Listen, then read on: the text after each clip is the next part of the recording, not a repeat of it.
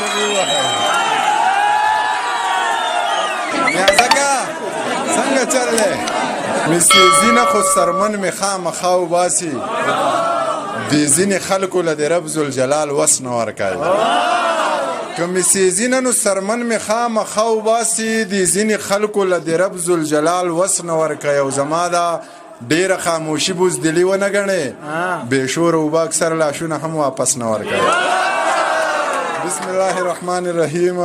د ټولو نه مخکې عابد ملنګ ته کتاب مبارکي وایم او بیا د خپل یو څو شعرونه وایم او ټولو ته مبارکي وایم. دا ستاسو د ټولو پښتنو کتاب دی او نیازک د یو څو شعرونه ډالۍ کړمه چې ټنګ ټکور سپوږمۍ له وړو زو دا شور سپوږمۍ له وړو ځان سره یو څو یاران وچ په زور سپوږمۍ له وړو دا خلک بنیته دی مونږ ترې کور سپوږمۍ له وړو دا خلک بنیته دی مونږ ترې کور سپوږمۍ له وړو یا سپین مخو ستاسو نه زړونه تور سپوږمۍ له وړو بوټي د انګور او بنګ درې څلور سپوږمۍ له وړو. نورې تبصرې دې په جمال نه کوم بس دی د غانټول په زنه خال نه کوم ما د مینې تبه ځکه نه پرېږدي زه چرې دارونه خورم پال نه کوم ما د مینې تبه ځکه نه پرېږدي زه چرې دارونه خورم پال نه کوم ښکلي مې بلا پکې ځای کړي دي زه د زړه د کور مینس کې دیوال نه کوم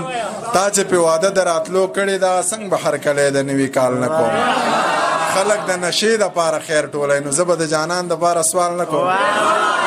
خلک د نشې دپاره خیر ټولی زه به د جانان دپاره سوال نه کوم ویلې دا منیر لیونی شوی دی زه چاله ګلونه په رومال نه کوم. خو بس د ده دا واورئ چې جومات کې په منبر ناست مولا خپله قیصه وکړه جومات کې په منبر ناست مولا خپله قیصه وکړه بهر د پیزارځی سره چا خپله قیصه وکړه زما په غوږو راغله هوا خپله قیصه وکړه زه غلی پاتې نه شوم جوما خپله قیصه ملګ واوره مولا پکې د مستو مستو هورو ذکر وکړو یو شیخ پکې د خپل باغ د کجورو ذکر وکړو هوا راته د کونډو مجبورو ذکر وکړو جوما پکې په تش لاس د انګورو ذکر وکړو نو خبر یې د ټولو نه اول وشوې په ما پسې کنځلې بیا غلې پټې پټې په مولا پسې کنځلې سپورزل په ښکلو وکړې په هوا پسې کنځلې یو دی لیوني ونه کړې په چا پسې کنځلې نو ستا خیال دی یو زه پکې د امن او د مینې په مسلک یم د عدم تشدد په فلسفه باندې خکلک یم یو زه پکې د امن او د مینې په مسلک یم د عدم تشدد په فلسفه باندې خکلک یم خلاف د جنگ جګړې بم بارود او د ټوپک یم پښتون یمه د دې خلکو د لوبو چنچڼک یم نو ته ګوره چې نوې اسلحه راشي په ما تجربه کېږي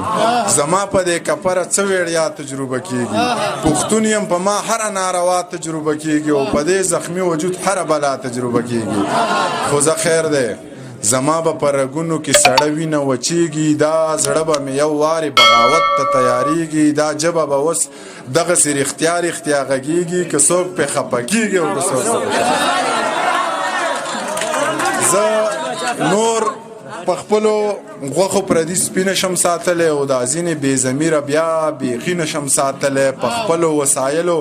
ستا بچي نشم ساتلی او بس نورې سپورې کرښې په تندي نشم ساتلی ژوند څه د ماتو بنګړو بار دی ویر مو په خال باندې پکار دی خوار پکې خان خان پکې خوار دی چې زمرود پیداوار دی موږ په هغې وطن کې لوږې تېروو بس دغه زوړ نظم د آزاد ویمه واورئ چې د ژمي یخه شپه وه موبایل وټنګېدو ماله هم خوب نه راتلو بس جوراوا مې غستو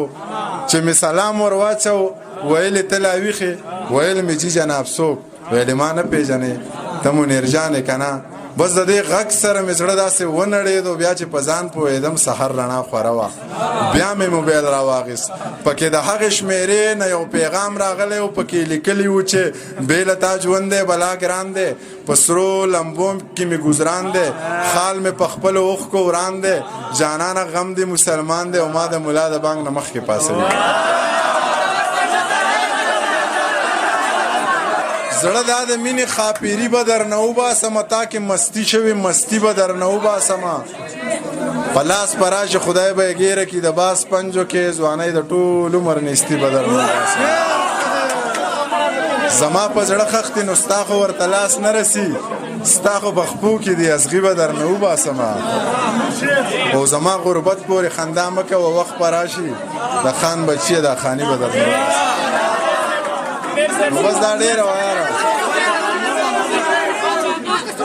اسه په خوب کې سړی څه سره کوي هغه ووایه څنګه سړی ترنم کې چرنم چې ترنم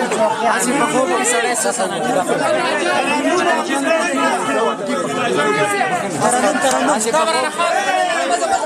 والسلام